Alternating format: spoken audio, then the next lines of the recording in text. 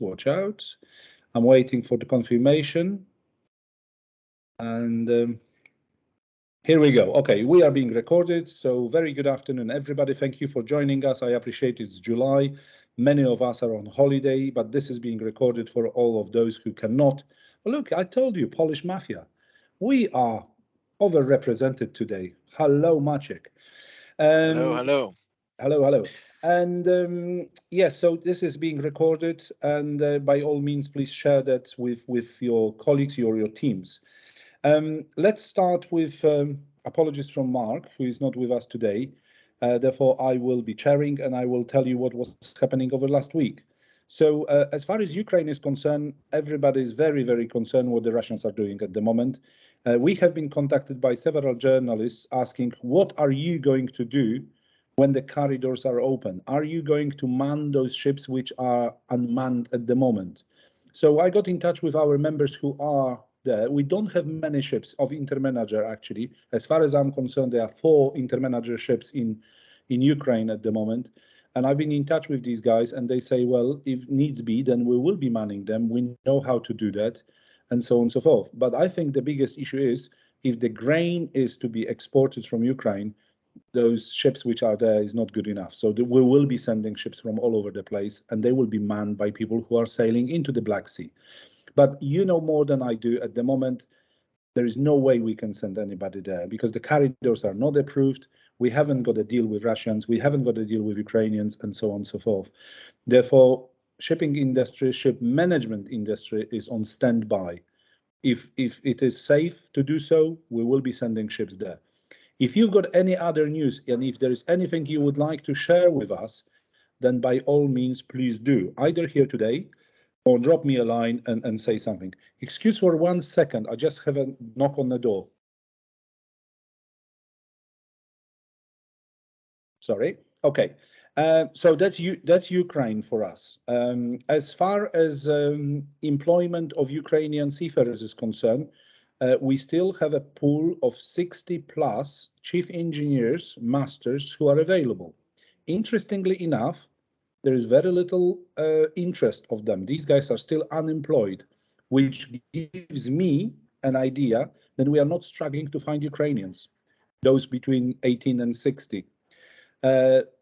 Journalists are saying there is a shortage of Ukrainians. I don't think so, because if there was a shortage, you would be knocking on my door saying, give me those 60 plus.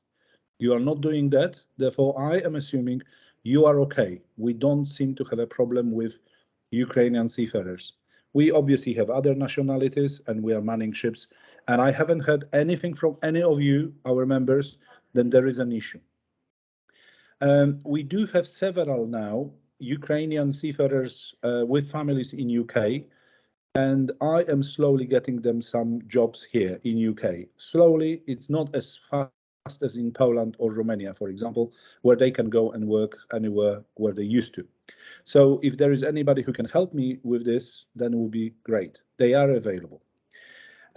Now, moving on to public relation issue, which was highly, discussed among our executive committee recently, because there was an article, and I can't remember the name of the lady, so forgive me, I'll just go and check what was her name. Lloyd's List article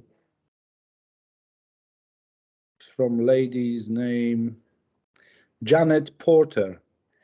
And she wrote an article about membership splits may force maritime trade associations to rethink their role. So what she's saying that there is 81, all of us, NGOs in IMO, representing our sector. What is really interesting, this journalist did not recognize 2 sectors within, ship management and ship supplies. So she is basically talking all about owners and owner associations and charterers, nothing more. As far as Lloyd's List last week is concerned, ship management does not exist. Crew management, whereas 90% of seafarers are employed by crew management, Lloyd's List does not see it. And supplies, no.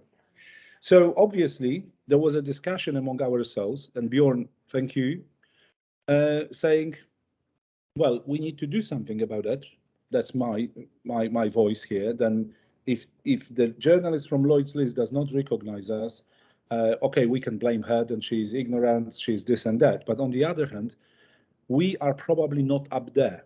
As far as secretariats are concerned of NGOs, I can tell you, InterManager is there. We are together with Intertanko, Intercargo, ICS, BIMCO. We've got our representation. Dirk Free is a brilliant example of executive committee member of InterManager with BIMCO.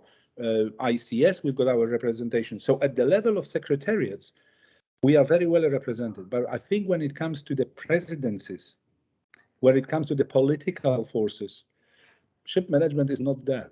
We are not forceful enough, or we are not persuasive enough to be seen. And we are not, definitely not, working together, as Mark was appealing to us to have one voice.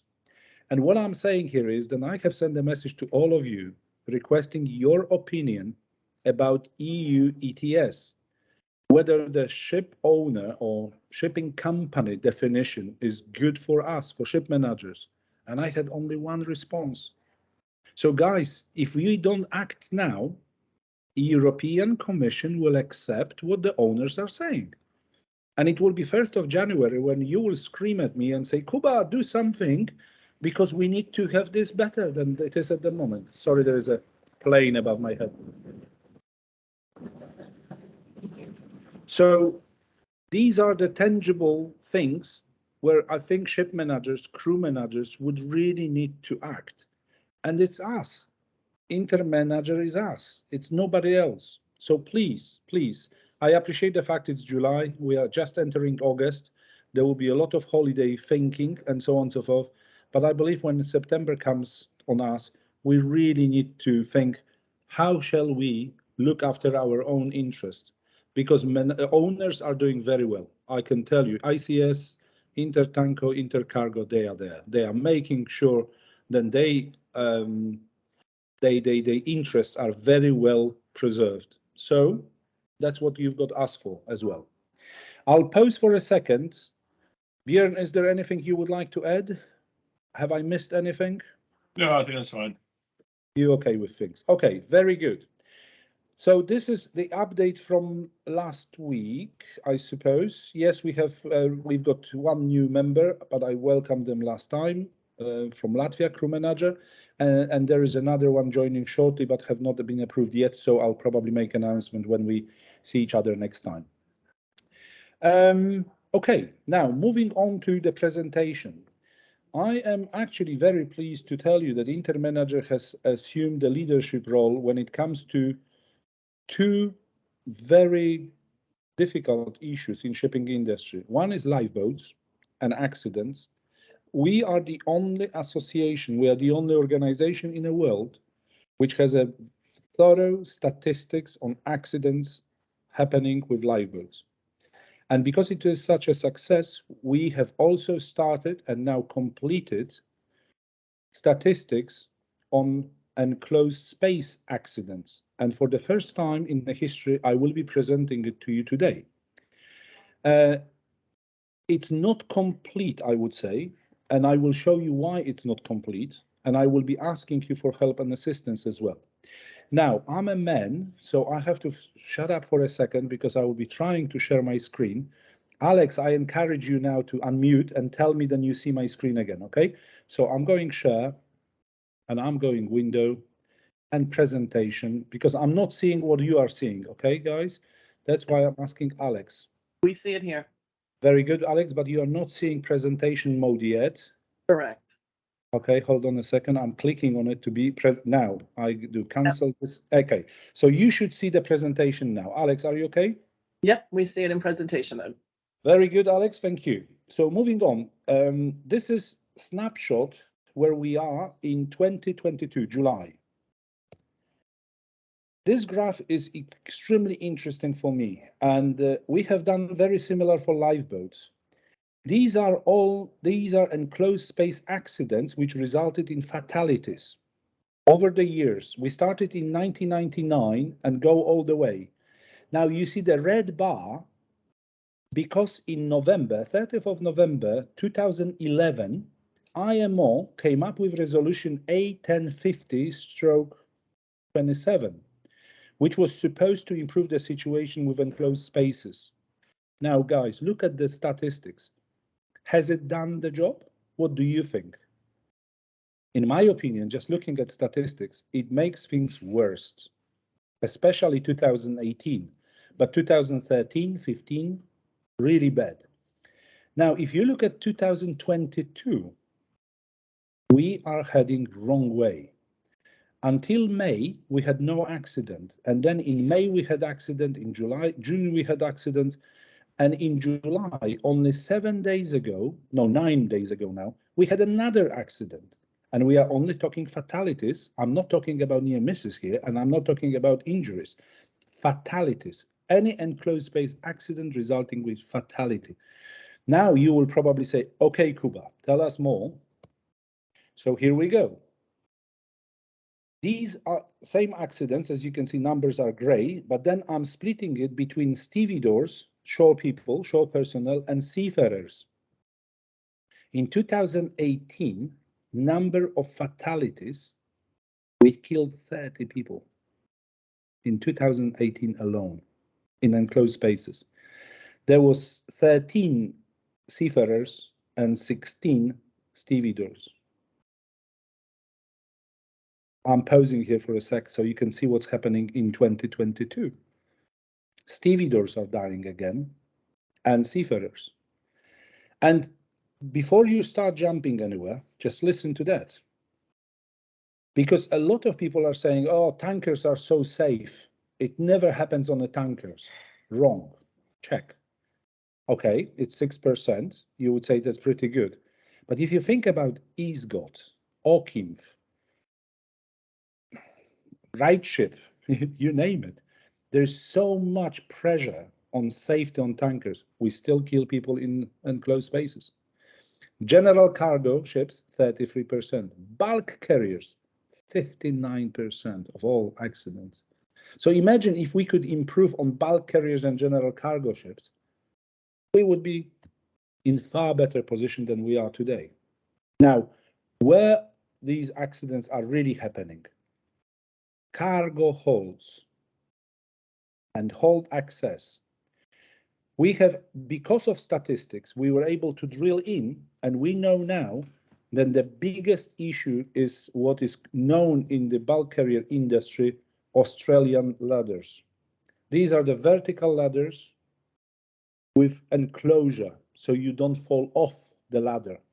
And a lot of people, especially shore people, believe that if the hold is safe, then the ladder will be safe as well. But unfortunately, because of this enclosure, there is less ventilation possible, and there are pockets of either lack of oxygen or gas, fumigation gas, for example, which kills a lot of our people.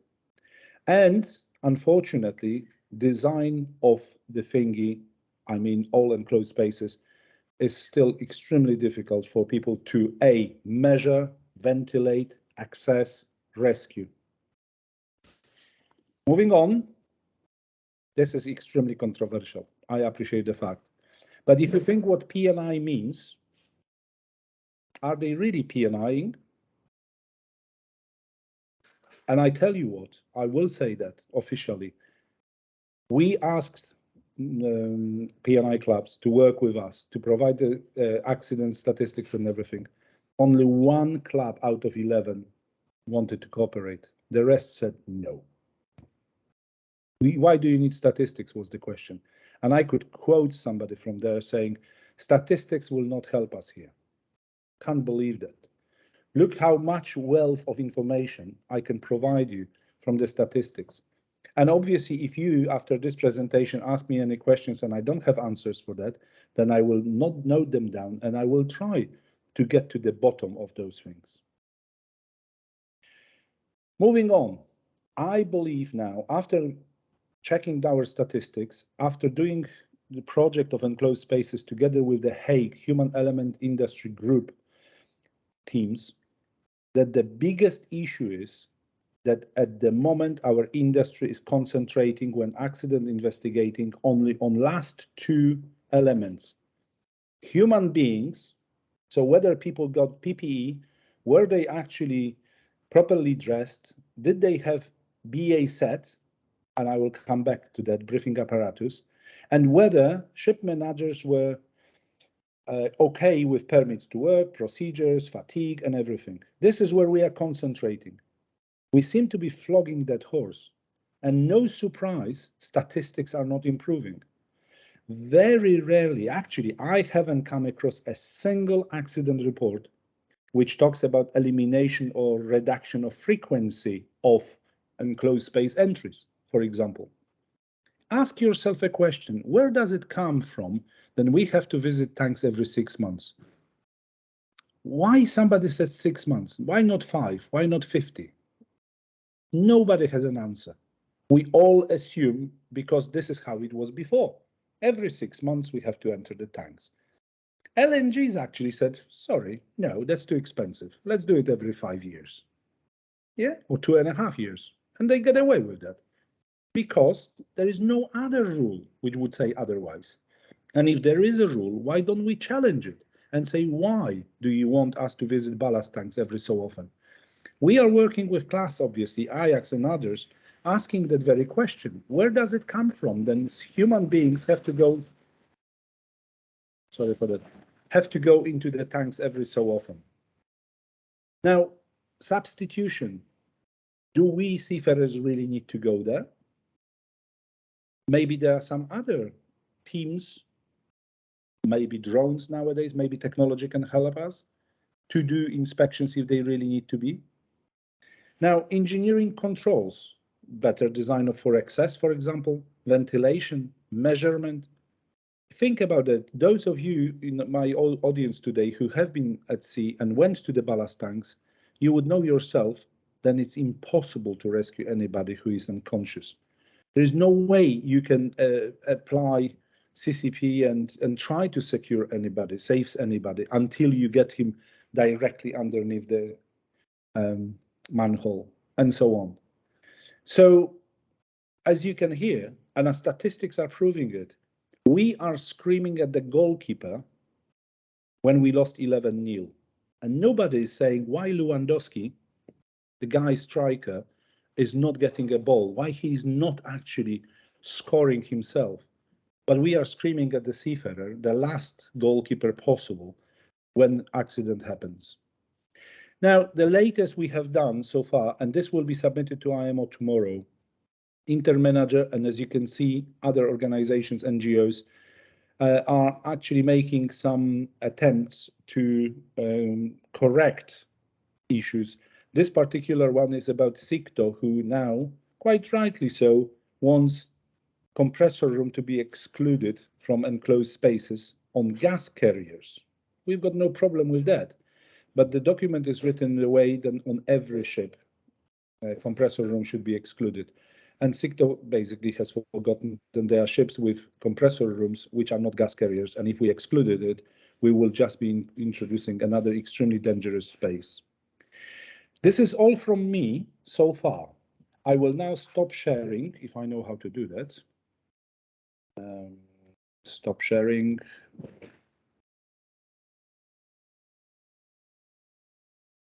Alex, tell me, then I stopped sharing? Yep, all good. All good. Very good, Alex. Thank you. Any questions, any comments? I encourage discussion now, ladies and gentlemen, please.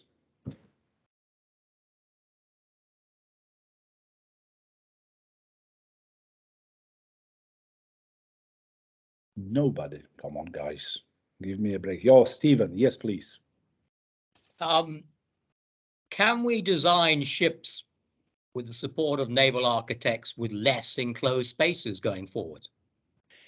Now, there was an article recently in Arena magazine, and I was amazed. Articles we usually interviewed and we write articles and so on and so forth. This article was very well written, and not by myself, I was interviewed for it. I provided all the information, but it was written by the professional journalist, editor of this magazine, and I was amazed how much positive vibes we received from naval architects and engineers.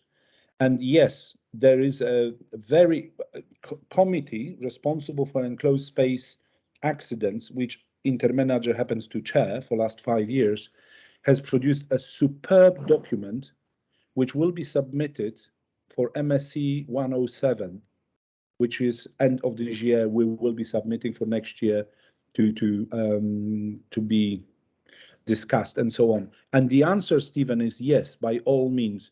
There is a very good document prepared by our committee detailing what can be done frequency-wise, design-wise, and so on and so forth. And this has been worked on by naval architects and engineers, putting heads together. I have to sing praises for New Zealand Navy, for example. They seem to be really on the case, and it's best practice. If they could do that, then we believe the industry can learn from it. So yes, the answer is, I suppose. Stephen, thank you.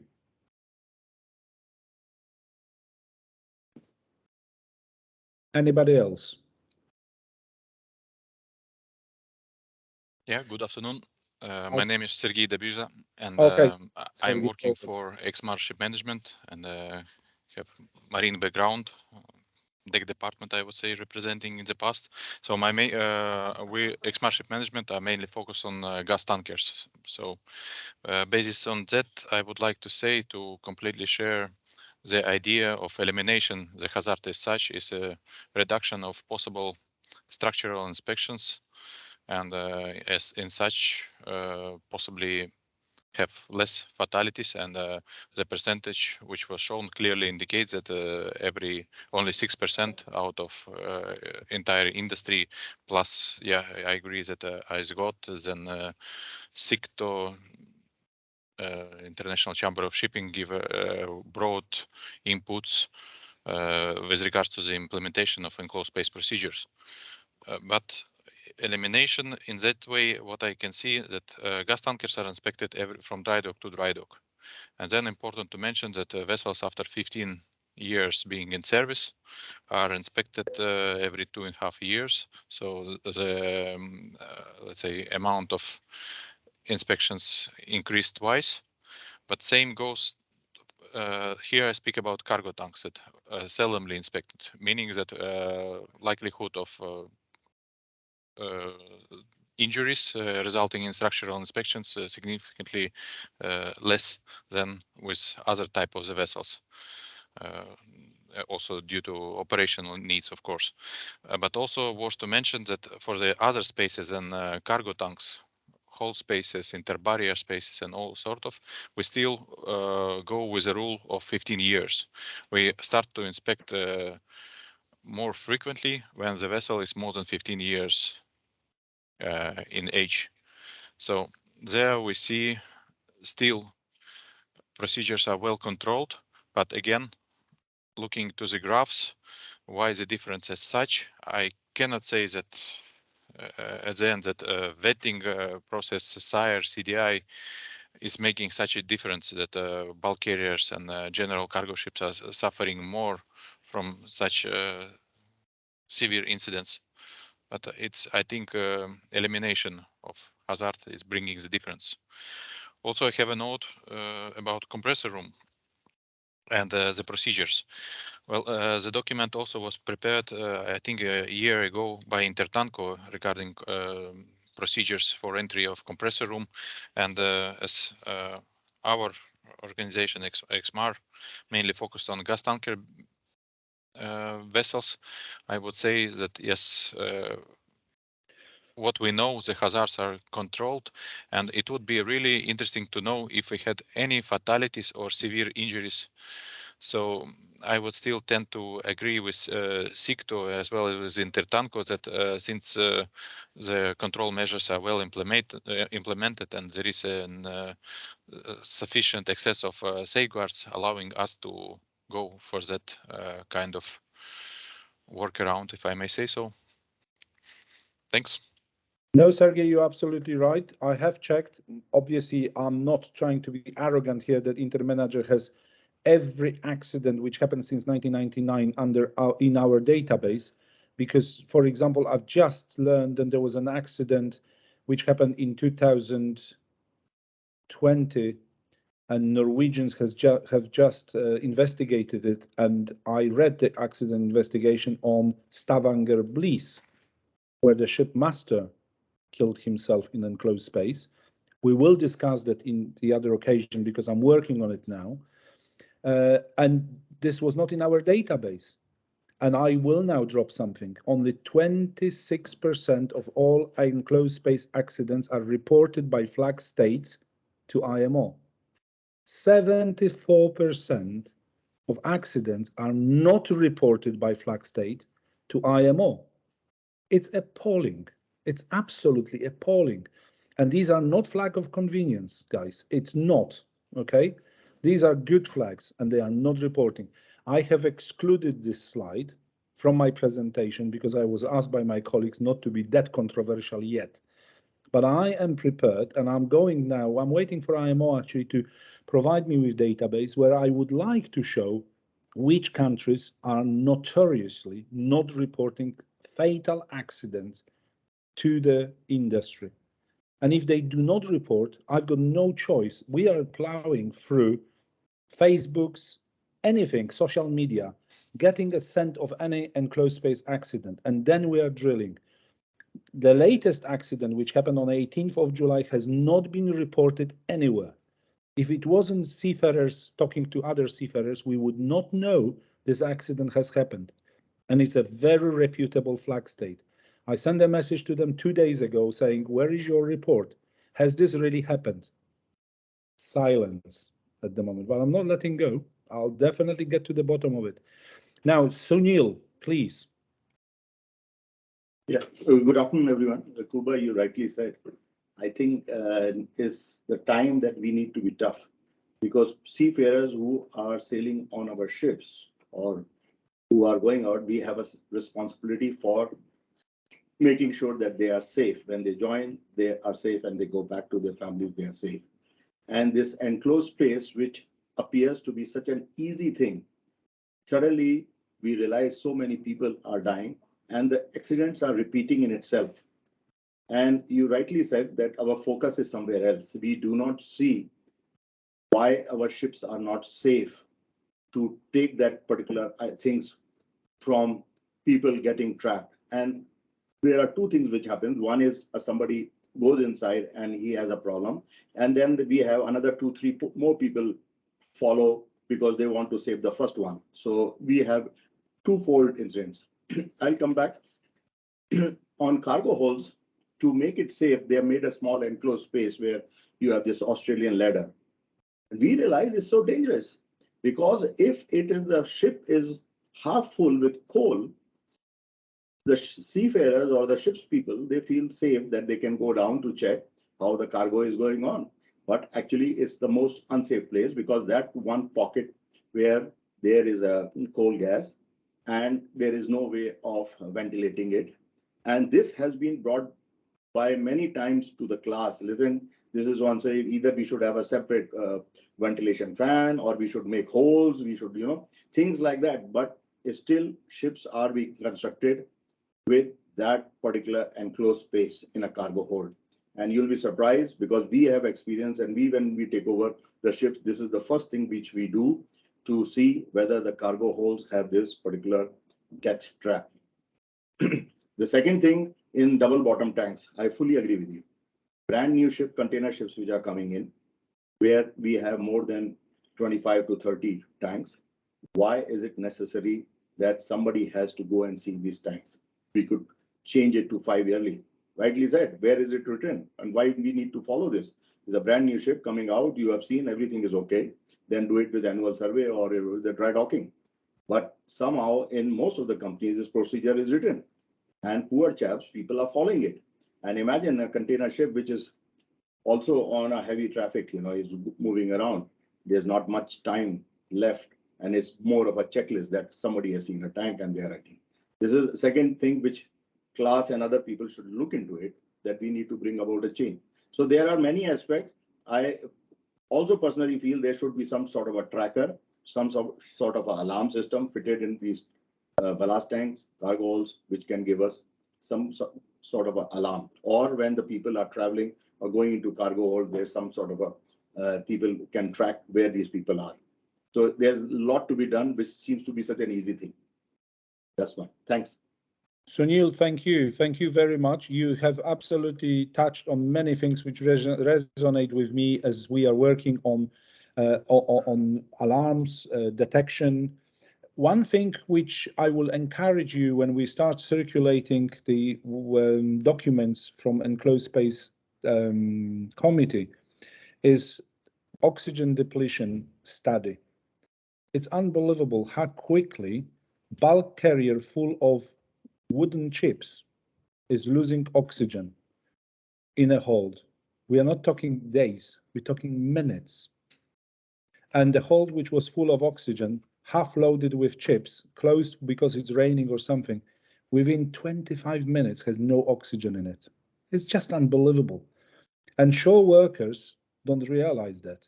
And they just walk in and that's it.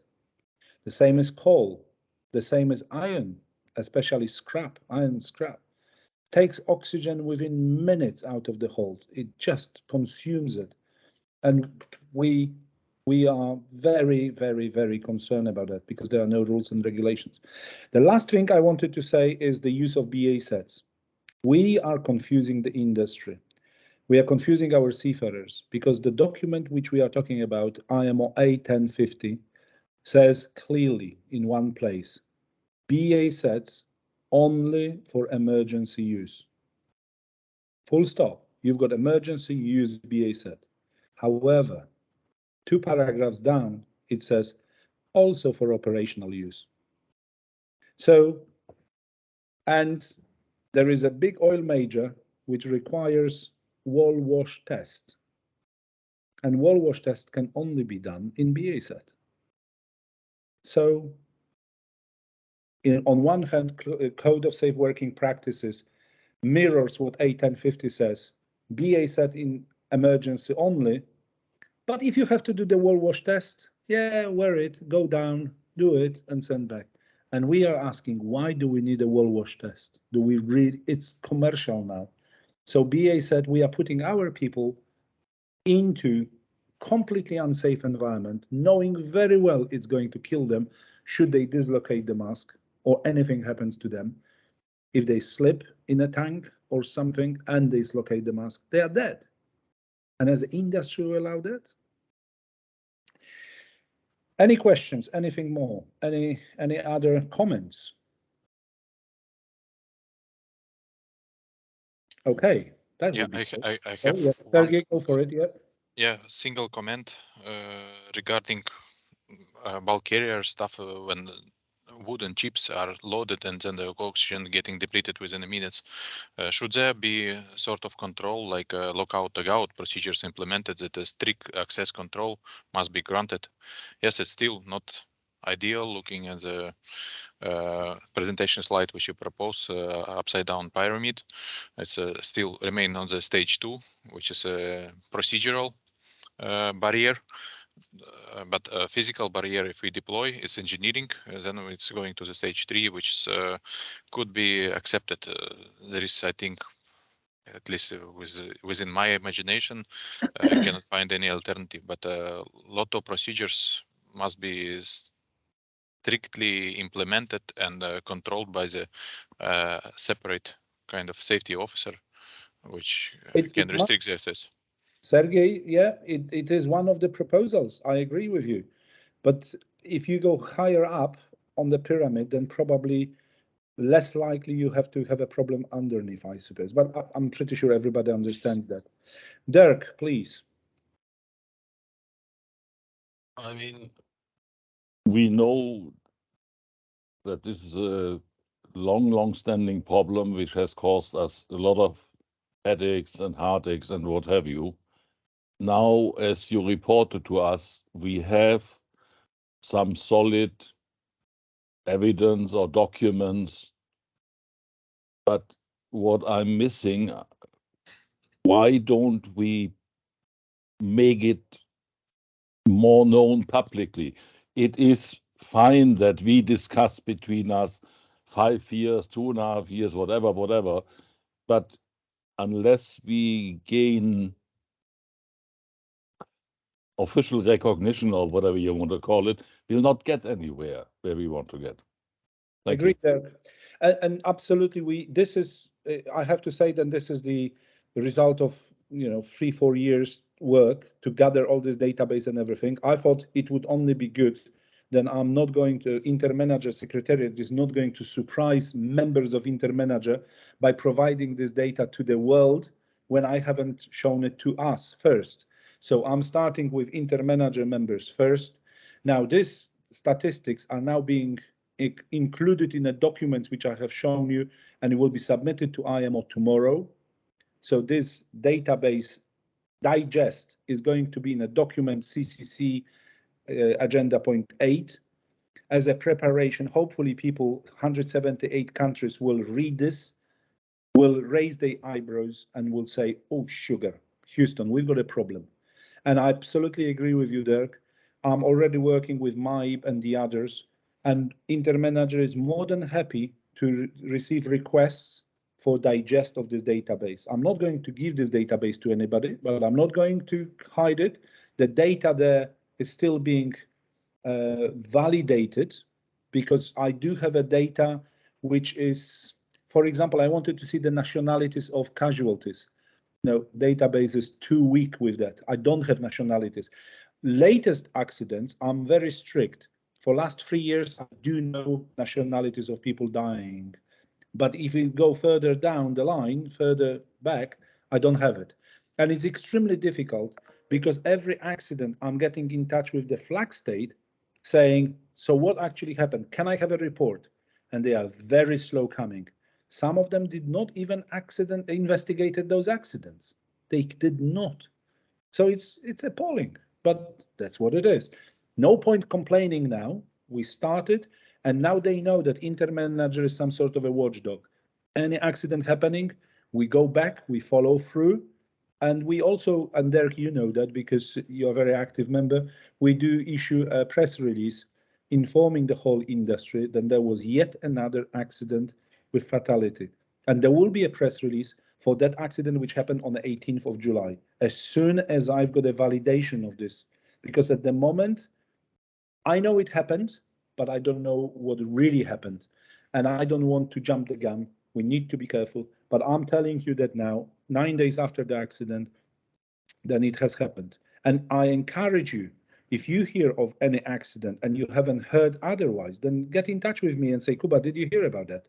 We will investigate and we will try to do due diligence on it. We need to learn lessons, but also we are now reading carefully and studying, digesting accident investigations which have been completed, and the Stavanger Bliss is on my agenda now, and you will see questions coming, and hopefully, but I need to get to Norwegians first and ask them several questions, why this has not been asked, why, and so on and so forth.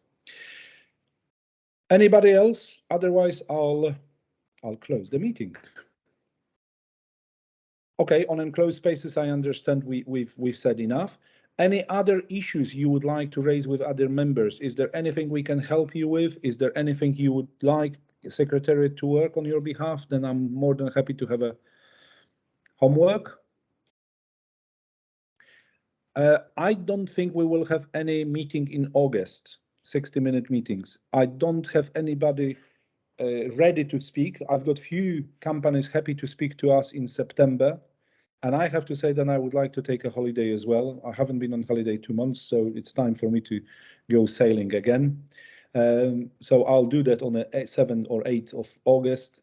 And you will get a message from me that I am on high seas, enjoying it and charging my batteries, which I wish all of you as well. So if there is no yellow hand anywhere, I wish you good August, end of July, and thank you very, very much. All the best. Bye. Thank you, Take Kuba. care. Thank you. Thank you. Enjoy your vacation. Bye. Have a good summer vacation. Thank you. Switching the recording, Alex, now. Thank you very much, Kuba. Bye-bye. Thank you. Bye-bye.